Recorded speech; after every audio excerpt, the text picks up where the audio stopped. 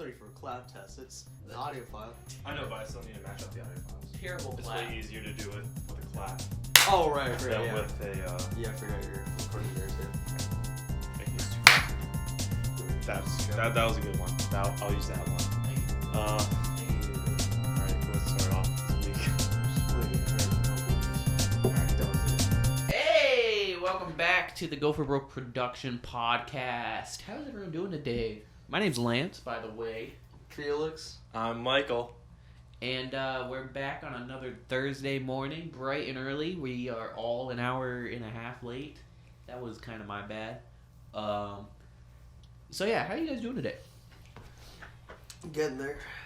I'm doing well. Today's Yeah. gonna be a good day. Is it? Yeah. Why? Yeah, elaborate on that. Well, despite being an hour and a half early, we're still doing the podcast. Are we an hour and a half early, Mike? I mean, hour and a half late. I got... Wake up!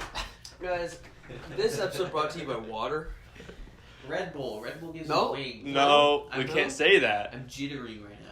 Lance is having Red Bull, though. I mean, enjoy it, I guess. Order They're not Listen, paying us for this. They're not paying us for this. That was not a paid advertisement. We're partial to any energy drink Red Bull, company. give us a sponsorship, please. Oh, Yeah. Well, Yeah. I mean, if they're... I'll jump out of the stratosphere for them. It means getting some money. So, did you guys have a good week? How's school going? You know, all that? school's going good. It's going. I got an exam tomorrow, but I'm doing pretty well. I have group projects, and I don't like any of my group members. Oh my god, I missed class yesterday. I didn't miss it, I skipped it. And we got put into groups for our projects, so that's fun. Do you have a trajectory for success planned in your life? Who's I doing mean, this?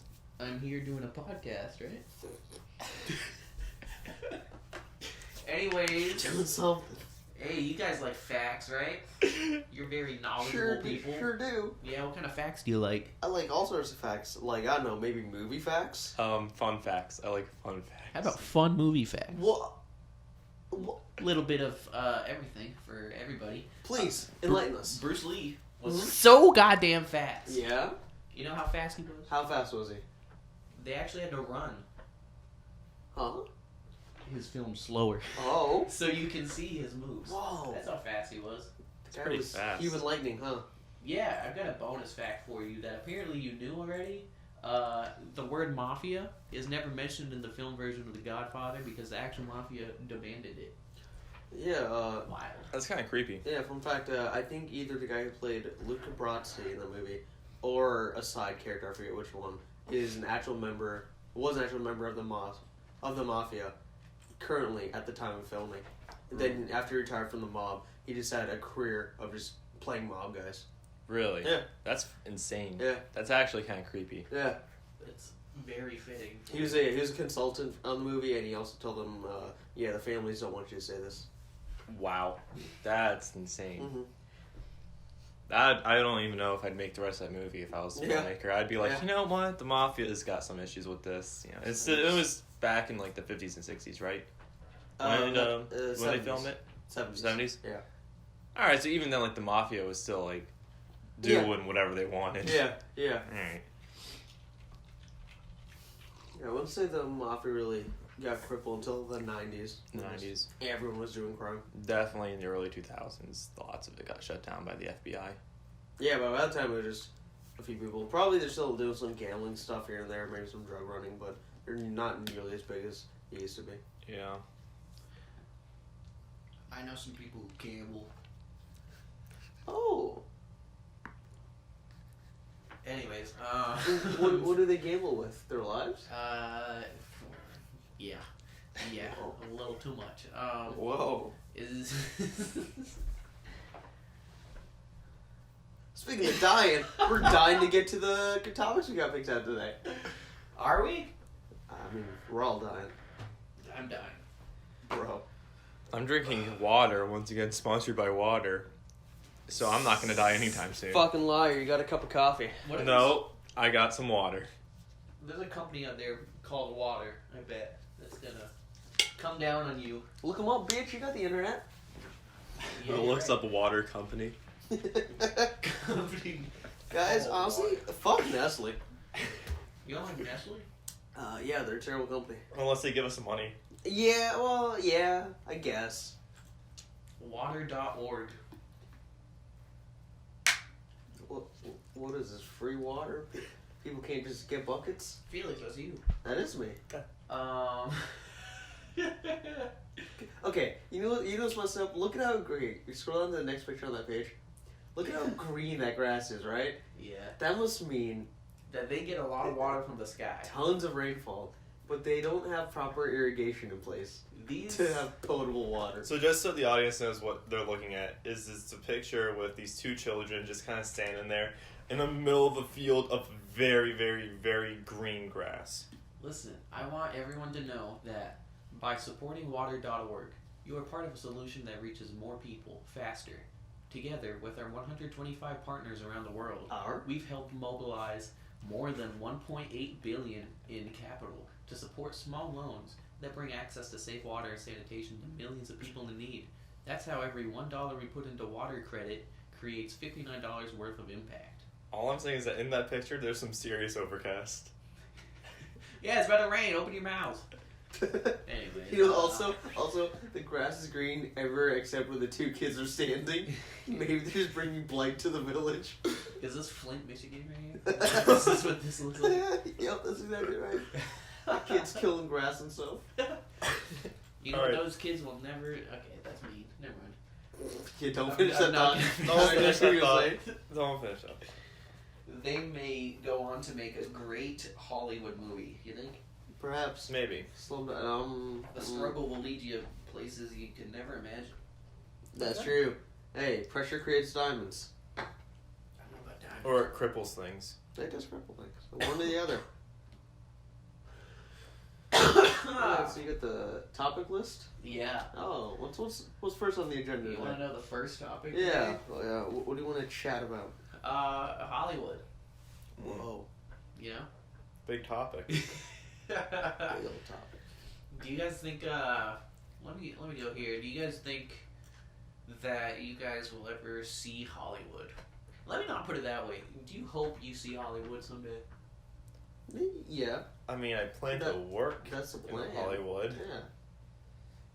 Do you plan on seeing Hollywood and or major entertainment industries? I might go see the sign, you know, the Hollywood Wait, sign. you mean as a tourist? Yeah, I guess. If I plan on living there, I assume I'm gonna do some touristy things at first. You better have some money. Yeah, hopefully. Well, I mean, I'm only moving out there if I have money. That's a general consensus for life. Yeah, that's true. So you gotta make it here first, and then you gotta move your way up there. Yeah. Yeah, that's the It's a plan. series of stepping stones. God, what if we Wait. stop and set up shop for a while in Tulsa? Oh my god. I just quit. I'm stopping in Vegas on the way there to blow all that money. So you kind of come all the way back. What do you guys hope to bring to Hollywood? You think you can make enough original content to catch people's attention? You know what? I think we can. I think we're unique enough people, and that we can breathe in an air of originality into major AAA blockbuster Hollywood. Because I do think there's a lot of originality in the indie scene. There is a lot of originality in the indie scene, but like you said, big blockbuster Hollywood. Does it lack originality, Felix? I think there's creative people there. It's just they know what works to some degree, so they tend to stick to it, which I can't blame them for. But is there anything wrong with sticking to, let's say, a specific formula that creates like an audience to like enjoy a movie? No, not at all. Not at all. Okay. I think here's something that works, and you go back to it, then you can definitely entertain people and give them something that they value and qualify as worth paying for. And you can still play with that mold, because the John Wick franchise. Kids don't play with mold. Don't play with mold. The Don't play John with Wick mold. franchise is pretty cool to me because it's a unique take on the American action movie. I'm like, wow, this is super neat. I like what this is doing. Mm-hmm. But let's say, like, a constant criticism that's been attached to almost all Marvel films, except for their latest installments, is that they all are kind of the same thing. And I get where people are coming with that. It's just they're not appreciating each film on its own, because each thing brings its own set of values to the table. Like Iron Man is obviously a quintessential superhero story. It's just a dude who was kind of a dick was very much so a dick, becoming humbled and a hero. And that's where the MCU started. Whereas a few years down the road, you have the Winter Soldier, the second Captain America movie, which is pretty much just a 60s or 70s spy thriller set in a superhero universe. Nice. I also disagree with you too. Yeah. I figured we should tackle the topic. And What do you disagree with? What do I disagree with? Yeah. With what he just said? Yeah. Almost nothing. I don't know. Like, it's just weird to have, like, so many people criticize, like, the Hollywood's originality. Mm-hmm. Because I do think it doesn't, like, a lot of creators out there don't get enough credit for some even the smaller things that they do to try and add a new nuance to a genre, I would say. Like, just because you're sticking to main genre conventions doesn't mean your movie isn't original. Yeah, right, because when you make a movie, I would assume you've got like a lot of inspiration from places, and you're playing off of a specific genre, so there's going to be a lot of like similarities, right? Yeah. Right. Right. And I think that the same people who complain about there not being enough original ideas in Hollywood are the same people not going out and making an active effort to find more original content, and thereby not helping independent artists grow so they can continue to put out unique content. Yeah. Well, I mean, like, yeah, there's so much indie movies out there that, it's bigger than it ever was. Yeah, that, like, there are probably movies I'll just never get to see only because of how much there are. Yeah. And there's so many good ones, too. So, I think, and especially, like, studios like A24 that are constantly just growing. Yeah. Like, there's just a lot more original content than people notice. Yeah, and everything they put out is unique. I feel like if you were to hypothetically make something that is completely somehow, and this is like kind of impossible, but completely original, like no, I don't know, it's like super original. I feel like that would not be a good thing, right? Because unless you pull it off really well, people aren't going to be able to relate to something like that, right? I get where you're coming from. So, two things I guess I have to say about this is that the first thing is that I think that's impossible. Right. Everything's been done before, and every single artist, whenever you start writing down on your page, don't worry about whether it's been done before or not, because it already has. Yeah. What you have to do is bring your own vision to whatever work that you're going to do, and that's where the originality comes in. It comes in with your ideas, not the inspiration that you have, how you want to interpret the meaning of the story. But if you did come up with a completely original idea, and the reason why I don't think any of us can think of one is because it's probably impossible. Yeah, I agree. I would assume it wouldn't be well received. I would assume that it would be so jarring to what people are used to seeing that it wouldn't make any sense. It'd be like starting with the end and ending with the beginning, but like playing a movie actually in reverse. So where the dialogue doesn't actually make any sense, you're hearing the characters speak the words backwards. Because for me, that still will be original enough just because it'd probably be just written off as experimental art. Mm-hmm. Yeah. You know, and It'd be very avant-garde. Yeah, for me, the only original piece of entertainment or art is the first story or picture ever made, and from then on, everyone just uses that as a basis. Yeah. Because unless you go back in time and rewrite history, I don't think you're going to reinvent the wheel. But you can definitely shape it your own way. Because every story has a beginning, middle, end. Every story has arcs. It's up to you to fill in those cracks as to how you use them. Well, yeah, I mean, the other way of doing it is to go completely non-story or non-linear with your piece of art. You know, you can just make it so it doesn't have a story, no characters, no arcs, no nothing, and Right, that's but still that's that could still experimental. be, and it's completely experimental and it's still film. But like, as far as like a story, there's still basic foundations that make a story, and it's within all of them. I kind of like that idea What? of making like a movie or something that doesn't have a story. Just film.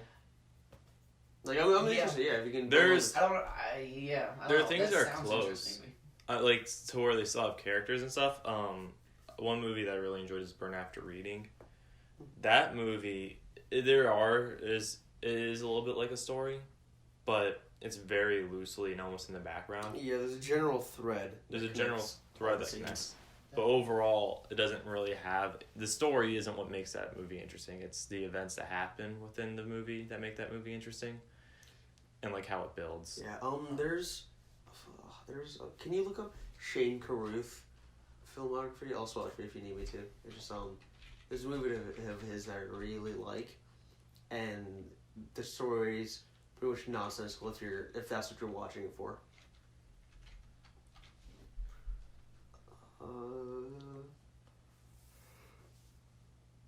Upstream Color. Yeah. I love that movie a lot. And it's... What's it about? Well, that's a good question. It is generally just about the lives of two people, or specifically the lives of two people, as they progress along, a certain period of time. But generally, it's about, thematically, the interconnectivity of the world and abuse of power and greed and trying to manipulate the control over someone else's life. And it's done so in a way where if you're watching it for the story, you'll leave very disappointed. But if you're watching and just taking everything in and appreciating the way the story is being told, then you'll really enjoy it even further.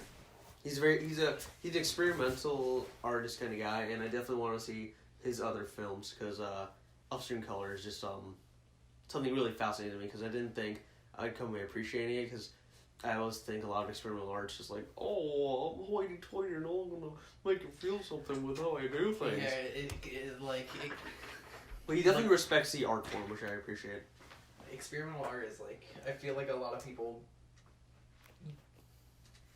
I don't know, think they can pull something off that nobody else can. Right. It just gets to their head. Mm-hmm. Well, I mean, I've taken an avant-garde class at this point, and it's actually very fascinating how some of these people think. And it's not always about being the first to do something. It's always about...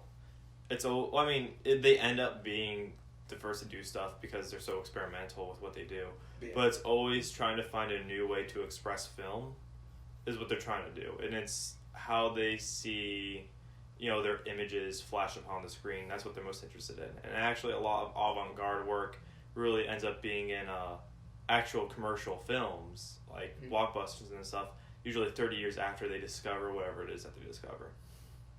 That's crazy. Yeah, it is. Yeah, I guess it really is just about expression, and if that's how you feel like you need to express whatever you're making, then... Yeah, if someone's genuine about what they're putting out, as if an avant-garde artist is genuinely putting out something they care about, then I'll appreciate it. Usually they are. Yeah, but if it's just, over-commercialized, because I can appreciate avant-garde art, it's just, for the most part, if it's super commercialized and someone's doing it for the sake of seeming mature and knowledgeable, then I'll probably just shut it out. I think that's more of a false stereotype.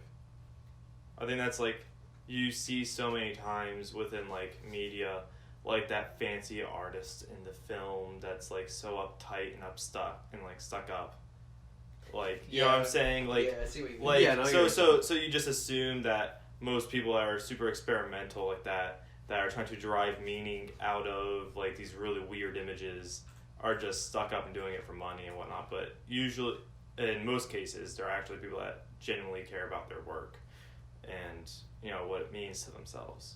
Yeah, I guess for me, looking on it now, it's not so much the artist as much as it is the cult around it.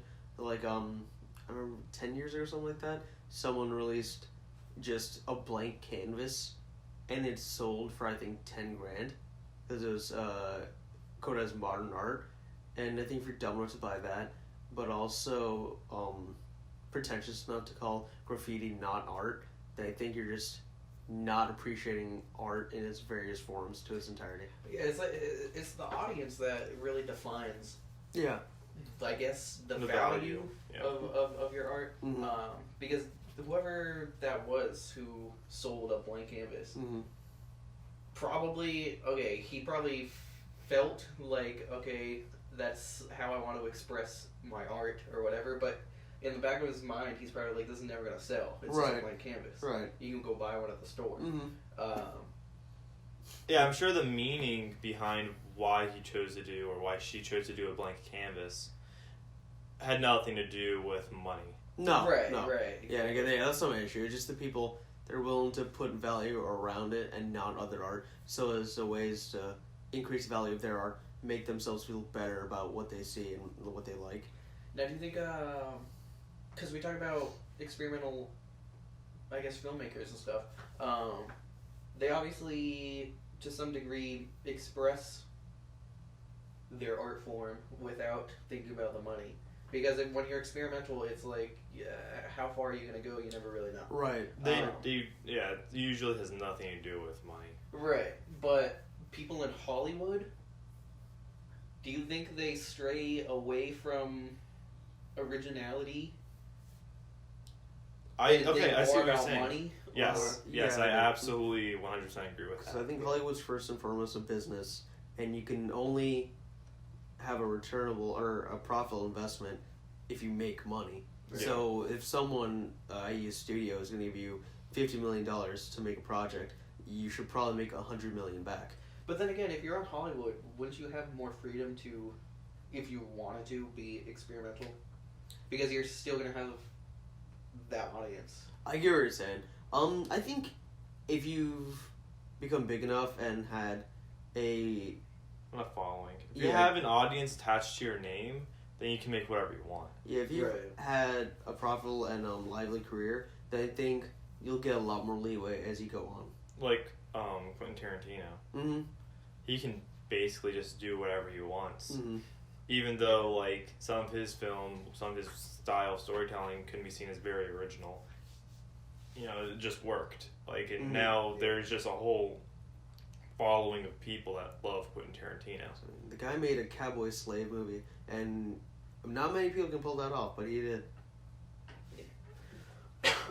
So I'm not I don't like not transitioning through talking points, but I've got to ask. We've got, for everyone listening, we've got talking points written down, and the second one says, good, bad movies, and are they good? Lance, have you ever seen a little film called The Room? Oh, yeah. Starring and by Tommy Wiseau. Would you say that's a bad movie? That's good? Yes. Yeah, you got to qualify that. Do you mean... Because if it's a bad movie that's good, then wouldn't that be a good movie? That's an interesting question. Wait. This just popped up in my mind. You said earlier, you you could take a wheel and shape it however you want. If you reshape a wheel, does that not become that's not a wheel anymore, right? No. So I said you can't reinvent the wheel, but you can make it your own way. You said reshape. You said reshape the wheel. All right. Well, I guess use like Play-Doh. I didn't. Generally. I didn't say anything because I was just kind of like, I think people are just gonna get what he's saying. Yeah. No. But it doesn't make any sense at all. But would it still be a wheel if you had a square? Yeah. So I mean, anyways, you can't just make it and call it something else because it's just still a wheel. Yes. So you're saying The Room is a bad movie? I mean, you gotta define bad in what sense? You define bad. I guess in general, in terms of just objective or as objective as you can get in terms of the value of art. I would say it's not the best made movie, no. But is enjoyable? Absolutely. What about The Room remake? The Room? The Disaster Artist? Yeah. I mean, the movie about the movie? Yeah. That's a good movie. That is a good movie. It's well told. So I think that's a great comparison. Let's just use those two movies for a second. So that's a good movie about the bad movie that's good. Okay, yes. So the reason why someone might say The Room, the original one with Tommy Wiseau, is a bad movie is that the acting is awful. I mean, the line delivery isn't great. But what if that's the point? Well, the thing is that no one really knows if it is or isn't. So you can't really say. So it looks like they accidentally struck gold with one of the worst movies ever. Is what it looks like happened with The Room. For all we know, it could be the greatest piece of performance art ever. Yeah. Talk about experimental. Yeah. Yeah. Oh. Hi. Why you guys make fun of movie? No. Can we get Tommy Wiseau on the fucking podcast? What do you mean? I hear. Hi, Lance. Hi, Tommy. What's up? You know, How's life? I make the movies. You coming out with another movie? Maybe not. Yeah, anyways, so Tommy Wiseau. Oh. Nice. Alright. But like other movies I was saying that seem like just cash grabs, maybe. Like I don't know, I don't want to say any movie's a cash grab. I really don't want to like point Which out. movie's a cash grab, Mike? I don't know, like Tell us. I mean, most all movies are cash grabs. They have Yeah. to be. Yeah. well, I'm just saying maybe making like what's the movie with Stallone in it? Right now it's probably coming out. Oh, Rambo, the new Rambo movie. Yeah, like have we seen enough of Rambo? Is he just using that name, putting his name on something to get money? You guys been doing that for years. Rocky 5, like, like That's not a thing. Okay, but Fast and Furious. Oh, talk about cash grab. I love that franchise, but oh my god. Jesus The Christ. tagline should just be money. Terrible. I mean, come on now. I think Dwayne The Rock Johnson's a cash grab in general. Of course he is. He's a franchise resurrector. oh yeah, or just like Skyscraper. Yeah, you know, bad Die Hard. So I've like, never seen the movie, so. so like, are these kinds of movies good for Hollywood? I don't think they're gonna hurt Hollywood. I don't think anything can hurt Hollywood. Yeah. That's true. But like, the overall image, like anytime anyone makes fun of Hollywood, I feel like these are the movies they think about. It's because these movies are so like on the opposite end of avant-garde, where it's completely unoriginal. Some of these ideas. Yeah. Mhm. Yeah. And that's what What's people that? like. People like, after a long week of work, shutting their brains off and just watching a dude blow up a building for 2 hours. Did you guys watch that Jumanji movie? Yeah. I did. Was it good? I liked it. It wasn't as bad as I thought it would be. That's my benchmark. It was better than what I initially thought it was going to be. I liked it. Looked pretty corny to me. I've not seen It is super cool. Yeah, no, it plays into it. It plays into it. Yeah, but that's the thing is like it. I guess in other terms, like a self-aware movie, a movie that knows it's like Okay, yeah, that makes sense. knows that it's gonna be corny as hell, so they just lean into all the corny jokes, all the corny stuff, and it ends up being enjoyable to watch. Would that be a cash grab? I have no idea. Because I mean, I guess they're taking an unoriginal idea, and remaking it. But since they're self-aware, they know that like we're corny. The jokes are corny, but that's what makes it like a good movie, I guess. That is an interesting aspect. I think it was enough of original take on the original idea. Yeah. Yeah. But now that they're coming out with a second one, Oh, are they really? yeah. And I'm just like, I'm not excited. Like, Not Danny really DeVito's excited. in it, so I'm probably gonna watch it. Yeah. But like, I'm not excited for that movie.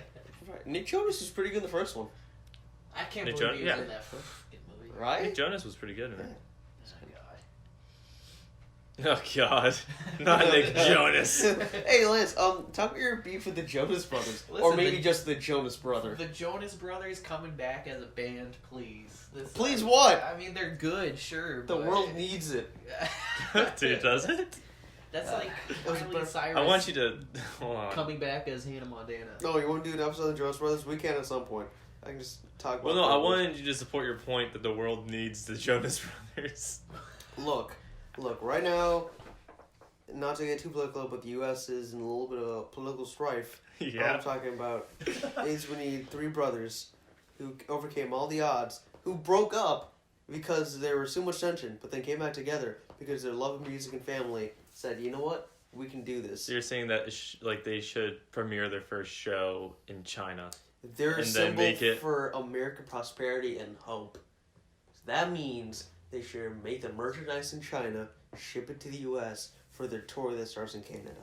Oh, okay, that makes sense. Yeah. It ends in Russia. It ends in Russia. And it's in Russia. Also, they have a fourth brother that the world kind of just forgot. Frankie Jonas. The bonus Jonas. Bonus Jonas. What a fucking role model. They Oh, showed him like Jonas. once on Disney Channel. And be like, here's our little brother, and then No, never again. If you ever saw their show, he was their manager. Like, he played the... Was he? Yeah, not in real life, but he That's played their manager insane. on the show. That's insane. Yo, their show covers some topics. There was an episode where they were getting gifts for their parents' anniversary, and one of the brothers asked, yo, are mom and dad getting divorced? They're like, yo, this is Disney Channel. Chill, dog. Chill. But I have another question. How you guys feel about Big Time Rush? I never watched that. Look, I the have no show, idea. I enjoyed. Some of the music, okay, but I mean, they just got to commercial. They're a made-up boy band. Yeah, they were made up boy band, made in early 2000s or later 2000s? Late 2000s. Late 2000s.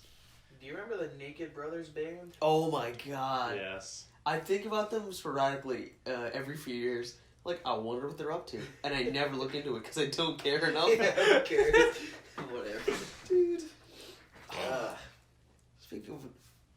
Speaking of nostalgia and originality, that actually brought me. We have the Princess Bride remake as a possible topic. And I don't know if you guys heard about this, but there's a whole slew of internet people that said no one wants this. Collectively, everyone agreed upon that the Princess Bride is perfect and it shouldn't be touched. Because there's rumors that it's going to be remade or will be remade, and everyone's pretty much saying, yeah, no bueno. I don't know. I agree. Just because I'm not a fan of remakes in general, Mm-hmm. I feel like you can pull off a remake really well, but Princess Bride doesn't seem You know what's another to movie? be interesting as a remake to anybody. Right, So, right. I don't know. Yeah, another movie that like no one should ever touch, like as far as remaking goes, is The Lion King. Mm-hmm. I feel like that's a movie that like with all costs we should avoid a remake of The Lion King. One of my favorite films. It is one of my favorite films. So if they ever try making a remake for The Lion King, I would hope that no one goes out and sees it. Mm-hmm. Like, yeah, Lion King. I'd throw Dark Knight out there. Princess Bride. Because I know people make the argument that even if a remake is made, then you still have the original, and you just appreciate that instead. But it's not like it's not like I can just shut out someone's new iteration of something I love, because I'll be thinking in the back of my mind, God, this is the most recent image people will have of this specific item or object. Well, I'm okay with someone's new iteration or new version of a movie that once already happened. Mm-hmm. It's when they make it the exact same. They don't really add any well, I mean, some remakes are really good. Like, some of them are needed in some sense. Like, maybe a movie that's really old that didn't have the technology to, like, portray exactly what they wanted. You know what I'm saying? Yeah, like Judge Dredd. Yeah. So, like, maybe a remake of that to help show more of the, like, more technical advancements. Yeah, yeah. So maybe that's when it's necessary, but remakes, usually in general, can be very uninspiring. Mm-hmm. Does that make sense? Yeah. But sometimes there can be a little bit... Like, what's the one with, Arnold Schwarzenegger was in the movie called Total Recall, in case you guys didn't know. And I really liked that film. And then they made a remake of it with, I believe, Colin Farrell. Yeah, that movie's way too serious. And that movie's not good. Like, it's just not... It has nothing to do with the original. Like, but that's where it's, like, not like the original enough. Mm-hmm. I don't know what to think of remakes. Remakes are dumb. Like, Creed for me is a sequel, but also a remake. Of Rocky. Yeah, and I think that movie's excellent because it can stand on its own, but you can also appreciate where it came from. Mm-hmm. I agree. Creed's really good. Creed is really, really good. It's more of a sequel, but I agree where, like, there's enough, like, I guess, like, copy and paste. Yeah, but it's like, the same story. It's the same story. Yeah. It has its own little twist in it, though. It's not completely the same. Yeah, no, I'm not saying, yeah, I think you're completing what I'm saying. I'm not saying it's an exact carbon copy. I'm saying it's an original of of an idea in movie that can stand on its own. Yeah. But it also just pulls on the best parts of what it came from. It's almost as if if Rocky Balboa was in Creed and say they had some other old guy to do the exact same thing, right? Like that would be in my eyes a remake, and that would be a good remake too. I wouldn't even say that's a bad remake. I would say that's a really good remake of a story that we've already seen. Does that make sense? The only thing that makes it a sequel is the fact that Rocky Balboa was in it. Yeah. Does that make sense? Yeah. Okay. No, I still see it as a remake and a sequel. I think you're getting what I'm saying. No, I see what you're saying. I don't know if I would say that is a remake, but I guess I'm just disagreeing with you. But I understand what you're saying. Speaking of remakes and stuff, or just characters being used over and over again, let's talk about the Joker movie. Yeah? Yeah. I just want to touch on this really quickly. Is it good that we're... Do you want to know how I got these scars? Enlighten us. Please, tell us how. Surgery? Cooking accident? Did you get one fish hook in your body? You dig out the second fish hook? That's disgusting. I ate a really big lollipop. Oh, wow. Interesting. And it cut the size of your mouth? Yeah. Interesting. That's weird. So the new Joker movie's coming out pretty soon. And this is a character that we've seen, 3 different versions of in just the past, decade. Or, the last 12 years. No, almost, I think past decade. Right? It's a lot of years. Are you including the new one in your count? The one that's coming out right now? Yes. Okay, yeah, the mystery. Yeah. Is that okay? Can we just stick with the Joker, or is it I always think the character is bigger than the part or the actor, so I think if you do something new with it or something interesting, then go for it. Yeah, but it's the same thing with Batman always being remade. Yeah, for me, it's not the now issue. Batman's also being remade again. Yeah, for me, it's not the issue of Batman being remade so much as how they're doing it, and that I don't need to see Bruce Wayne lose his parents every time you're rebooting the franchise. I get who this guy is. You can wait to do this for a little while. Just tell me a story of him doing his thing as Batman. He's a big enough and iconic enough character that I know who he is. So same thing with Spider-Man, them remaking Spider-Man is you don't need to hear the one quote, with great power comes responsibility. No. You don't need to hear that every single time you see Spider-Man on screen. You just want to see Spider-Man do Spider-Man things. Yeah, that's why I'm glad, in Homecoming didn't have an Uncle Ben die. It just him and Aunt May. Just a kid being a kid. Yeah. So, overall, you want to see a Joker story, a Batman story, but not their origins retold over and over. Right, because I think this Joker story, it's a take on an origin. I think it's unique and crazy enough to work and be interesting. Okay, so after this Joker movie, do you want them... And you haven't seen it yet. None of us have. But would you be interested in them continuing on with the same Joker? Or would you not care whether or not they just came out with a completely different Joker in the next, let's say, 3 or 4 years? No, I wouldn't mind. Just because the director said already that there won't be a sequel to the movie. And so I'm fine with this just being a one-off and them having a new Joker for the Batman universe. Gotcha. But don't you think audiences kind of get tired over time? If you retread the same old ground. But if you just have Batman in his element, the Joker in his element, I think people will appreciate that. Gotcha. Interesting. Alright. Well, I guess that covered everything I want to cover. Cool. I watched Spider-Man to see him swing from buildings. Interesting. What'd you get out of that? Nothing. But Zendaya is pretty cool. Neat. In the first Spider movie, there's not a lot of web slinging. And which one? Homecoming. Homecoming? Yeah. Well, yeah, he's mostly just in the suburbs. Yeah, he's just on the ground walking. Flip. It's not that Shoots bad. webs, yeah. Honestly, there isn't really too much web swinging until really the very end of freaking was it Far From Home? Oh yeah, the scene in the trailer. I saw. Yeah. Yeah. This sounds Spider-Man names. Alrighty. Do we have any more topics, or can we hit that quote of the day. Yeah, let's hit the quote. We'll save the last thing for next time. You want That's to a little quote? cliffhanger for you guys. Come back next time to see what we would have talked about. Hey, shout out to our YouTube channel. Okay. Mm-hmm. We make Gopher content. Productions on YouTube. We're creating content as much as we can. We've got podcasts and we make skits now too. Sketches. Certainly do. Certainly do. Good answer. Good answer. Mike, Hey. I'm curious. Yes. How's the editing process? For making sketches. Yeah. Well, Is it difficult? It was, and then I found someone that knew how to edit, and then I work with them on editing all of our stuff. So it got less difficult very quickly. That's good. Yeah, so I don't know. I'm learning still, but like, it's nice to have someone that can come in and help edit our stuff overall. We definitely, a team of people definitely helps the process. Yeah, it's not just us three, I would say, at this point.